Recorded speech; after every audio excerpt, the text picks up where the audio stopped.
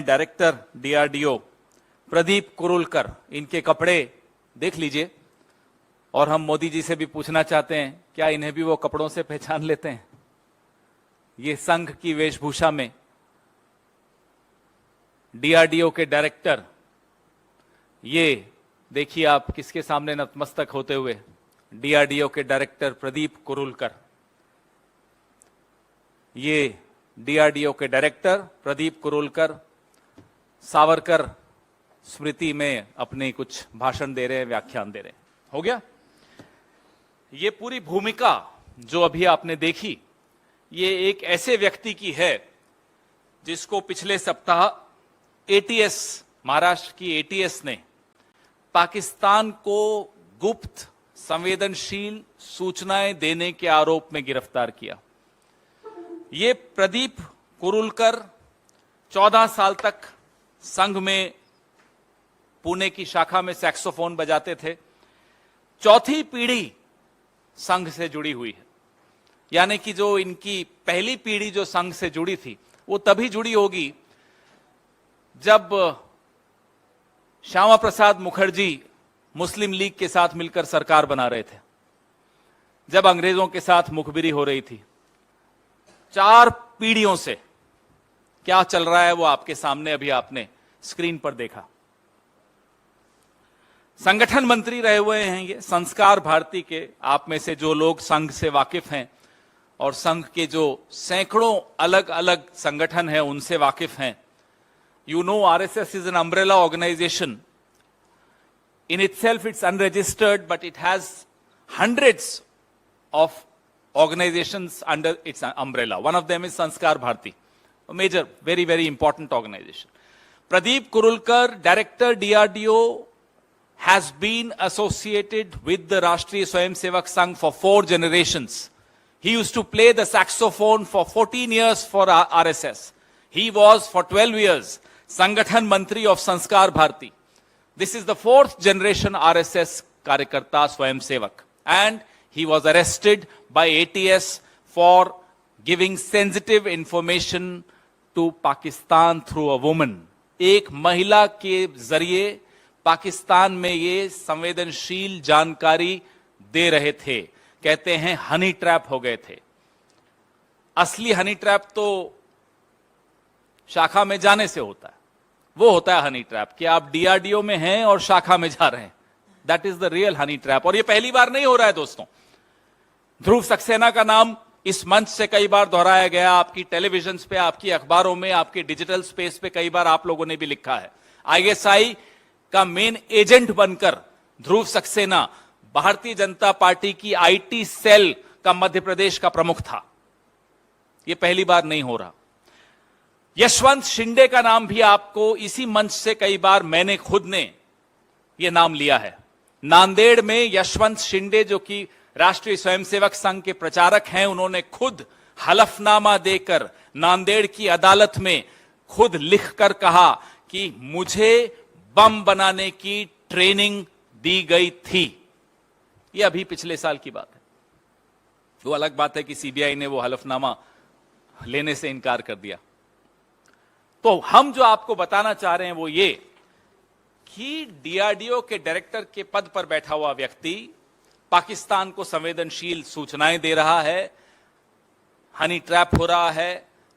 5 महीने, अक्टूबर 2022 में यह सिलसिला, हमारी जानकारी जो मीडिया में आई है उसके हिसाब से अक्टूबर 2022 में यह सिलसिला शुरू हुआ कि वो व्हाट्सएप के जरिए इस महिला से, पाकिस्तानी महिला से लगातार आधी रात तक चैट करता था।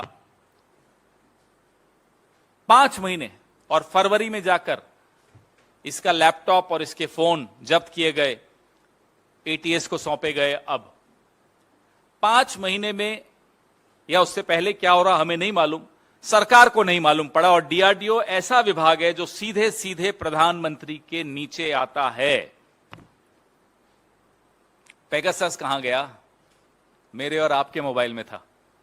प्रदीप कुरुलकर के मोबाइल में पेगासस होता तो शायद पहली व्हाट्सएप चैट में ही पकड़ा जाता। ये प्रधानमंत्री की नाक के नीचे हो रहा है। संघ से जुड़ा हुआ व्यक्ति देश की संवेदनशील सूचनाएं दुश्मन देश को एक महिला के मार्फत दे रहा है। ब्रेकिंग न्यूज होनी चाहिए। मैं पिछले 4-5 दिन से लगातार टीवी देख रहा था कि कहां यह खबर आती है। कुछ चैनल्स ने चलाई।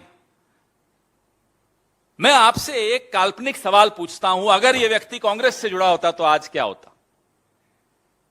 अगर यह व्यक्ति किसी और क्षेत्रीय दल से जुड़ा हुआ होता तो आज क्या होता टीवी पर? पाकिस्तान, इमरान खान सब भूल जाते आप लोग। मणिपुर तो खैर वैसे भी आपको याद नहीं आता है। लगातार इस पर आप लोग, मैं आपकी बात नहीं कर रहा हूं, पूरा का पूरा मीडिया सरकारी प्राश्रय से सिर्फ और सिर्फ यही खबर चला रहा होता, बाकी सब कुछ भूल चुका होता। यह फर्क क्यों है? एक गैर पंजीकृत संस्था से जुड़ा हुआ व्यक्ति आज संघ की यह हिम्मत है कि कहती है कि हमारा इससे कोई मतलब नहीं है। सैक्सोफोन वो आपके लिए बजाता था, आपकी धुन पर वो नाच रहा था, आपकी धुन पर 4 पीढ़ियों से वो नाच रहा था, और आज जब वो पकड़ा जाता है तो संघ कहता है कि हमारा इससे कोई सरोकार नहीं है, कोई संबंध नहीं है। यह है संघ की असलियत कि जब पकड़ा जाए तो साहब हमारा तो मेंबरशिप रजिस्टर ही नहीं है, कहां है हमारा, इसका नाम कहीं भी नहीं है। लेकिन आज जो दौर है वो मोबाइल का दौर है, इंटरनेट का दौर है, और इंटरनेट की याददाश्त बहुत मजबूत होती है, हमसे और आपसे कहीं ज्यादा मजबूत होती है। इसलिए ये सारे फोटोज, ये सारे वीडियोज आपके सामने हैं। अब ये नहीं कह सकते कि साहब मेंबरशिप रजिस्टर तो है ही नहीं। कहां लिखा हुआ है प्रदीप कुरुलकर का नाम? प्रदीप कुरुलकर की अपनी जुबानी आपने टीवी पर देखा, आपने स्क्रीन पर देखा। मोहन जी भागवत बैठे हुए हैं और प्रदीप कुरुलकर व्याख्यान कर रहे हैं, अपनी पुस्तक के बारे में बात कर रहे हैं, संघ का गुणगान कर रहे हैं, संघ का स्तुतिगान कर रहे हैं। अब बताइए ये संबंध है या नहीं है? अब मैं आप पर छोड़ता हूं। सरेआम संबंध दिख रहा है, पीढ़ियों का संबंध दिख रहा है, ना केवल संघ से दिख रहा है, इस पीढ़ी का तो पाकिस्तान से भी संबंध सबके सामने है। ये रिश्ता क्या है, हम ये जानना चाहते हैं। यही सरकार है भारतीय जनता पार्टी की कि जब आईएसआई को आप पठानकोट में बुलाते हैं निरीक्षण करने तो क्लीन चिट आईएसआई को देते हैं कि साहब इन्होंने तो बड़ा सहयोग दिया जांच में, और ये तो कहते हैं कि पठानकोट में भारतीय सैनिकों ने ही खुद हमला बोल दिया। देखिए ये शर्मनाक बात है या नहीं, मुझे बताइए। ये संबंध आपको दिखाते हैं कि इनका असली चेहरा क्या है। ये वही डीआरडीओ है जो जवाहरलाल नेहरू ने बनाया था। ये वही रिसर्च लैब है डीआरडीओ की जो इंदिरा गांधी ने बनाई थी। इस पे बैठा कौन है? संघ से जुड़ा हुआ एक जासूस, पाकिस्तान का जासूस बैठा है इसमें।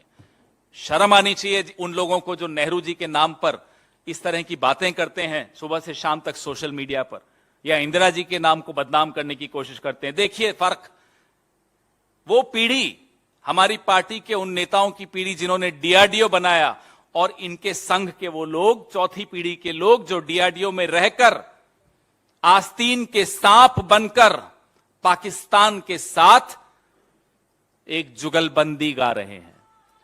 व्हाट्सएप पे एक महिला के साथ दोस्ती करते हुए मिसाइल्स की तस्वीर स्मगल कर रहे हैं। ये व्यक्ति आकाश और अग्नि जैसे प्रोजेक्ट्स में बड़ी महत्वपूर्ण भूमिका निभा रहा था।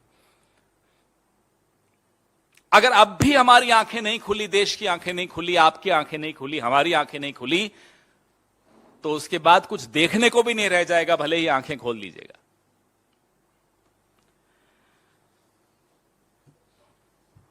अब प्रधानमंत्री जवाब देंगे या नहीं देंगे, हम यह जानना चाहते हैं। हो सकता है प्रधानमंत्री कहें कि देखिए साहब मैंने डेटा इतना सस्ता कर दिया कि पाकिस्तान तक को डेटा जा रहा है, मुफ्त में जा रहा है, सिर्फ दोस्ती में चला जाता है। एक महिला से दोस्ती हो गई, डेटा चला गया पाकिस्तान। कितना सस्ता हो गया डेटा मोदी जी के राज में। हो सकता है वो श्रेय ले लें, मजाक की बात नहीं है, ये उनकी स्टाइल है, हर चीज में श्रेय लेते हैं। तो इसमें श्रेय कौन लेगा?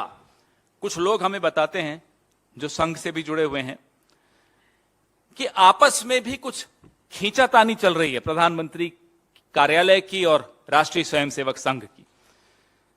कभी शेरपुरिया पकड़ा गया, कभी किरण पटेल पकड़ा गया, तो अब प्रधानमंत्री जी की तरफ से उनके कार्यालय की तरफ से भी शायद कोई दांव चला जा रहा है कि ये लो अब हमने एक संघी भी पकड़ के दिखा दिया। क्या चल रहा है इस देश में, हम ये जानना चाहते हैं। आपकी क्या लड़ाई है, क्या खींचतान है, हमें इससे कोई मतलब नहीं, देश को इससे कोई मतलब नहीं। मेरे देश की संवेदनशील सूचनाएं मेरे दुश्मन देश को, पड़ोसी की दुश्मन देश को जा रही हों, और एक संघी जो संघ से जुड़ा हुआ हो, 4 पीढ़ियों का जिससे संघ का रिश्ता हो, वो दे रहा हो, और कोई बात नहीं हो रही इस विषय में, कोई सवाल जवाब नहीं हो रहा प्रधानमंत्री से। प्रधानमंत्री के नीचे आता है डीआरडीओ, जैसे कि मैंने आपको बताया था। ये इस देश को हम लोग आंख बंद करके कहां जाने दे रहे हैं, मैं ये जानना चाहता हूं आप लोगों के मार्फत से, प्रधानमंत्री से, इस सरकार से, और इस गैर पंजीकृत संगठन जिसका नाम राष्ट्रीय स्वयंसेवक संघ है, उससे जानना चाहते हैं। अपने आप को सांस्कृतिक संगठन कहते हैं। यह है संस्कृति आपकी।